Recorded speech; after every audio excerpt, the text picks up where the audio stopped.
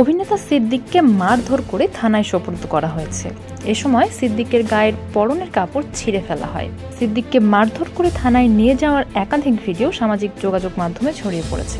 রাজধানীর ঢাকার কাকরাইল এলাকায় মঙ্গলবার বিকেল 4টার পরে এই ঘটনার একটি ভিডিওতে দেখা যায় সিদ্দিককে মারধর করে প্রকাশ্যে স্লোগান দিতে দিতে থানার দিকে নিয়ে যাওয়া হয়। পরে থানার ভেতরে নিয়ে গেলে পুলিশ বাইরে আসে। এরপর পুলিশের হাতে তাকে তুলে দেওয়া হয়। এ সময় তারা আওয়ামী লীগের দোষর উল্লেখ করে নানা ধরনের স্লোগান দিতে থাকেন। সিদ্দিককে যারা মারধর করে থানায় সোপর্দ করেছেন তারা কোনো দলীয় কিনা তা নিশ্চিত হওয়া যায়নি। তবে ভিডিওতে একজন ধারা বিবরণী দিচ্ছিলেন। তিনি বলছিলেন, আমরা সিদ্দিককে আওয়ামী লীগের একজন দালালকে পুলিশে হস্তান্তর করছি।